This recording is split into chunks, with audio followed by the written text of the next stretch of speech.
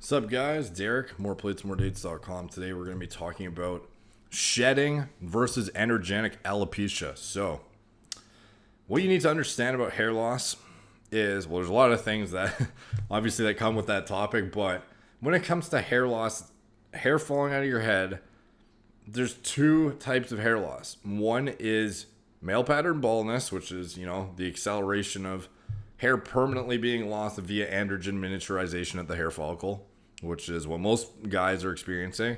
But then there's shedding, and shedding is often misinterpreted or, misconstrued as permanent loss, and it can cause a lot of people to make wild changes in their prevention protocols and think that something's not working and then drop it before it actually gets better. And there's a lot of things that your perception of what's going on gets extremely skewed when you think shedding is permanent loss. So what you need to understand about shedding, basically how hair responds is there's a life cycle, and this life cycle is fairly long, and basically your hair goes through a growth phase, and eventually it's going to complete the life cycle and fall out of your head. And everyone has their own life cycle, and typically you're going to have a seasonal shed is the first thing you have to realize. And this is something I had no clue about, and every summer, seemingly around the same time, I would just lose a bunch of hair. And I assumed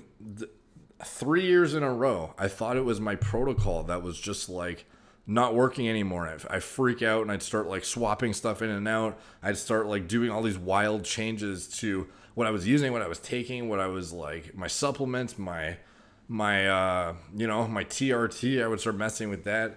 There's so many things that I would just I thought I was allergic to certain foods and stuff, and it was wild.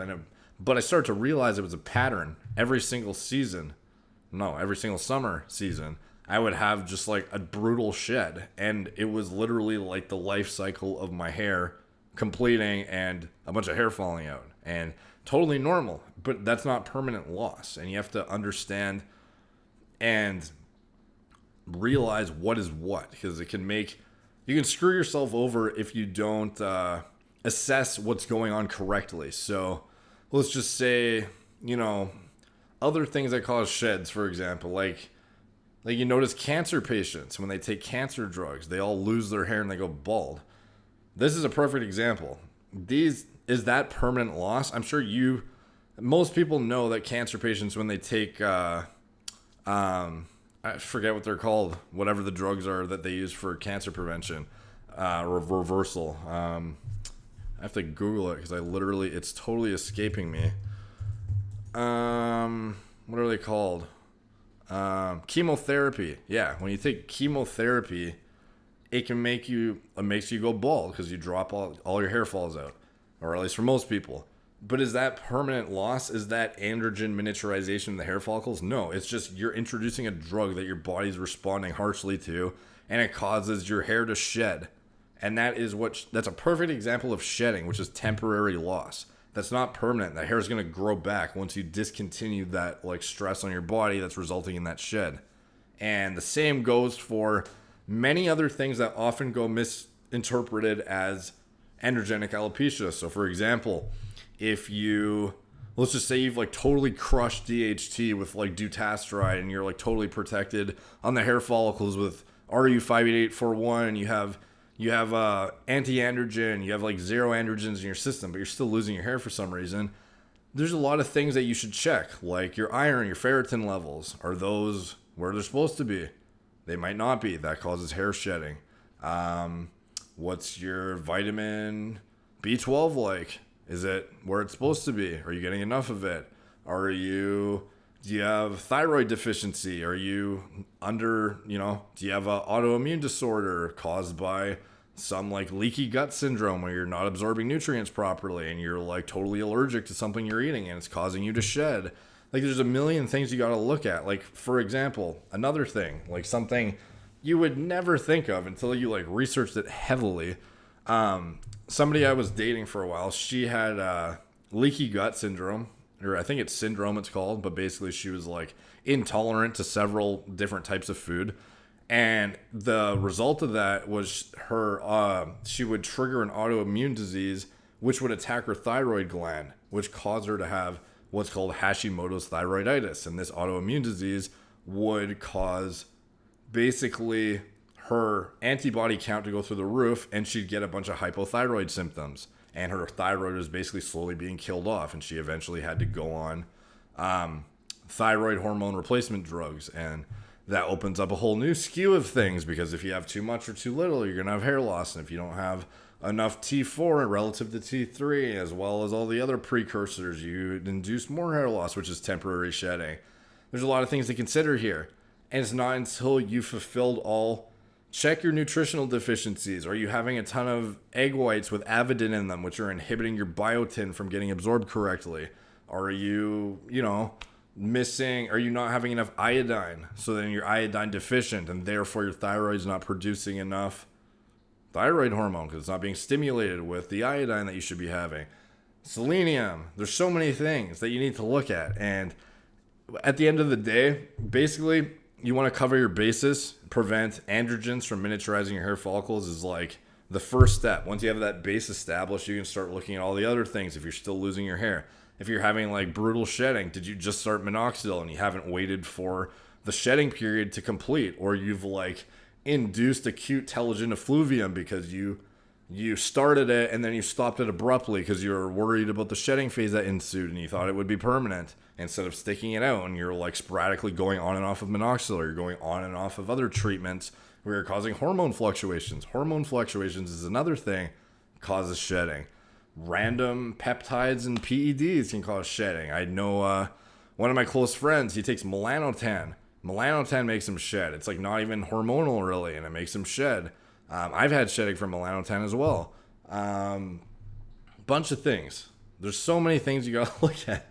But it's like, the thing you have to realize is if you're covered in your androgens and you're preventing miniaturization from occurring, you're stopping the permanent thing from occurring, which is like the main focus here. And then you can focus on the other stuff, which is like, do you have any nutritional deficiencies? Are you getting this and are you getting that? And do you have, some underlying autoimmune condition that's not being addressed and it's causing, you're shedding because of something you're taking that you're allergic to or whatever. Like, there's so many different things you got to look at, but you need to realize shedding is different than androgenic alopecia, and it's not permanent. As soon as you remove that stressor from your system, the shedding should discontinue shortly. So, for example, if you have a hormone fluctuation because you just, started finasteride for the first time, it's accompanied by a shed. That's typical. And then after it completes, then you stop shedding. But it's like, does that mean because you're shedding that's permanent? No, it's just like part of the process.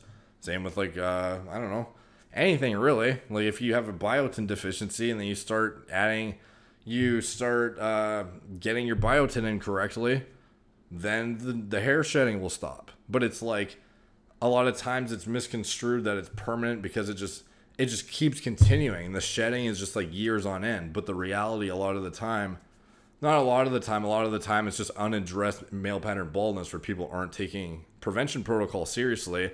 But the guys who do take it seriously, who still have continuous shedding, a lot of the time it's unaddressed deficiencies and like things that you wouldn't think of that are like more obscure. And until they get resolved, you will continue to shed. And that's just because you're not addressing some sort of deficiency you have, and you need to get all your bases covered in order to have healthy hair growth and keep it on your head, because it's just how the human body works, unfortunately. So anyways, hope that one way to check, a decent way to check, okay, I don't necessarily invest too much into this method, but this is something I got from my good friend Chris Diotis in terms of how to assess if you're shedding versus if you are experiencing male pattern baldness.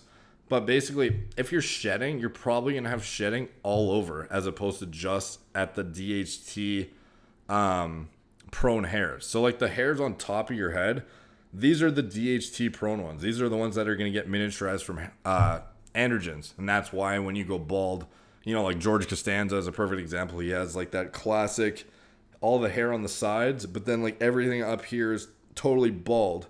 And the reason for that is because he has, like extreme male pattern baldness. And if you want to assess if you're shedding versus just have male pattern baldness, there's like the hair pull test, which it's not like scientific whatsoever. So don't like take this as a set in stone way of establishing what's going on. But basically you take like a pinch of DHT, what would be DHT affected hairs. You take like a pinch full and then you pull out. And then if you have like more than 1 or 2 hairs every single time you try that and you do it several times, you're probably, experiencing miniaturization at the hair follicle. Sorry, I had my alarm go off here. But if you're experiencing shedding, if you're experiencing androgenic alopecia, these hairs on the side, though, which aren't affected by DHT, shouldn't come out of your head. So that would indicate that you're having miniaturization on the top because nothing here is coming out, but all these ones are like constantly coming out super easily. Alternatively, if you're just shedding, you would have the same hair coming out of the top, but then when you pinch hair on the sides, you would also be able to pull hair out very easily because you'd be shedding everywhere. Now, is that super accurate? Probably not. And honestly, for somebody like, if you have like a fade or you have really short sides, it's kind of hard to even pinch hair to begin with to make this assessment.